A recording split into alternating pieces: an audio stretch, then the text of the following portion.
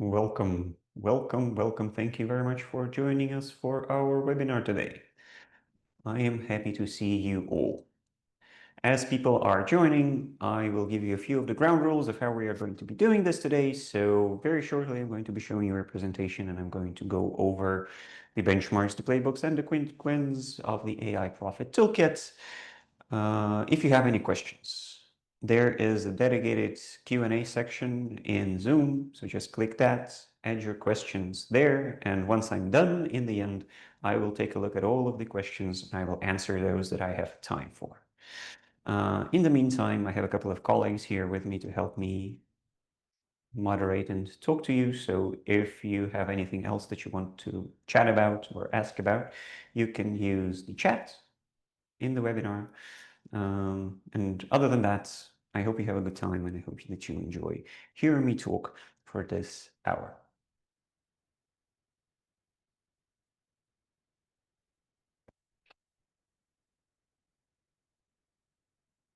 Now, as you all know, the webinar is titled the AI Profit Toolkit, Benchmarks, Playbooks, and Quick Wins. This is exactly what I'm going to be talking about today, and the webinar itself is going to be separated into those three main parts. As you can see here, this is a more detailed description of what we are going to be doing today. The overall theme of today's talk is very much illustrated by Mr. William DePetra, a client of mine who we have a very good relationship with for a very long time. And as the head of AI, he says that, do we really need AI for that? And this is basically what we are going to be answering here today. So I'm going to be talking a little bit about myself and where I come from and why I have the ideas that I have. We're going to be looking at the market and the benchmarks that it has. We're going to be looking at the playbooks that we personally use and that other market participants use in order to apply AI solutions. And I'm going to be discussing several case studies and examples of how different companies approach AI implementations in their day-to-day. So first and foremost, who am I?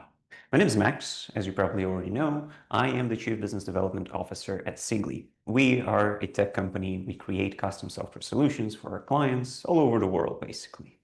That gives me the perspective of implementing real projects into real businesses day in, day out, both large and small.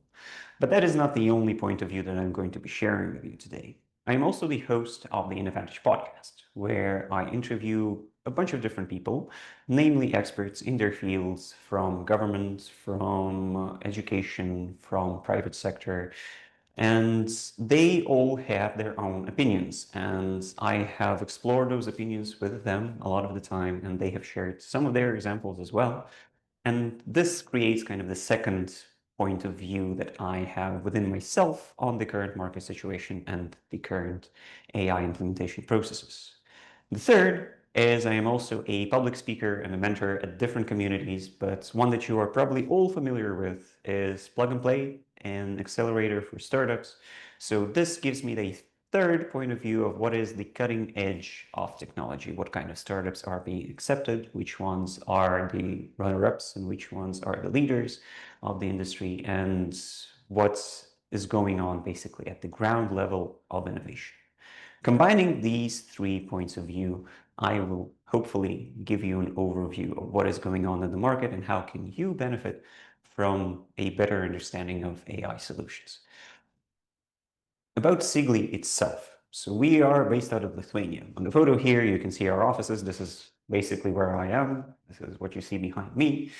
We are about 100 people, so we are not a huge company, but at the same time, we are not extremely small. So we have seen larger enterprises, we have seen mid-level businesses, and we have seen smaller businesses struggle to adapt AI. Some succeed, some do not. And that's the kind of the main source of my day-to-day experience at the end of the day. So let's talk a little bit about the benchmarks. You are probably aware of the hype cycle, and we are definitely within the AI hype cycle right now. But I have been working in tech for a pretty long time, more than 10 years. I'm not old and gray just yet, but I've had my share of hype cycles over the years. I have seen the rise of IoT, I have seen the rise of blockchain, I have seen the rise of, I don't know, like RPA and many different things that come and go, but AI seems to be the loudest of the things that we have come to know and love over the last decade or so. And everybody has the same question, like, where are we on that AI hype cycle? Where is the actual practical implementation? And according to Gartner, to November last year, we are entering the drought of disillusionment. So this is where the markets begins to understand that the possibilities of AI are not limitless. They understand the limitations of it. There's a lot of failed projects that dictate kind of the disappointments of what our dreams could have been and what the reality is. And this is still fine. This is the natural life cycle of any hype that exists. And we will see in a couple of months when Gartner releases their updated charts for this year, but I feel that we are squarely going down that road. That is both good news and bad, but more on that a bit later. In terms of specific industries, it's very hard to talk about all of them, but EdTech is one that's very close to me personally and to our company as well. So generally speaking, the markets are investing more and more and more and more into AI solutions, governments as well. There is no disillusionment on the grand scale, only on the micro scale, on the project scale, on the day-to-day implementations of managers, people working their lives, as you and me probably, on their day-to-day trying to leverage this new technology in their work. But globally, there is a lot of trust and a lot of funds behind AI solutions. And one thing that comes to mind when trying to implement those solutions is hesitation, because it's very hard to understand where to pinpoint them, which solutions are better and which ones are worse. So according to Accenture, 52% of people have seen fake news or articles nowadays. This creates, well, a lot of hesitation. It creates a lot of noise, and I guess I am also a part of that now. I'm also one voice out of many, out of thousands, out of hundreds. And 33% have experienced deepfake attacks or scams, and 39 have been fraudulent product reviews online. And you can imagine the amount of AI solutions out there, products, SaaS, just customary APIs. There's a lot of stuff out there that you can't really trust. So you're left with this wealth of knowledge, and at the end of the day, you're still on your own with your own devices and your own challenges and your own problems. What we've seen as well is that if you do succeed, if you do try to implement AI solutions, once you get over that hump, once you find that sweet spot of actually doing something valuable to your organization and to your process, then you actually feel the value. Very rarely, in 21% of the time, you will feel no value or little value, as based on the Harvard Business Review article. At the same time, we see that, at least as McKinsey tells it, the higher the level of education, the more impact theoretically AI can have. We are used to thinking about AI in directly addressing the lower educated levels of any given organization. So there's a lot of talk about junior positions being eliminated completely. And that is still true, that is a fact, but it is my belief that the most value is created at the higher levels, where more experienced people can work with less experienced people and showcase specific places in an organization that can benefit from specialized solutions and, well, that are targeted at the business values. And talking about that value it's very pretty simple. So you have different types of value, but all of it is mostly focused on productivity. And that's what a lot of AI evangelists talk about. I cannot name myself as one, so I'm definitely not an evangelist. And I wouldn't call myself a skeptic or a hater of the AI solutions themselves. Probably I wouldn't be talking about them in a way if I were. I'm definitely trying to find a common ground. And in business and in life, I see that as long as the beneficial parts outweigh the risky parts, then a common ground can be found. Otherwise, you cannot trust the hype in and of itself. It's too early for that. The hype cycle is only just past its peak.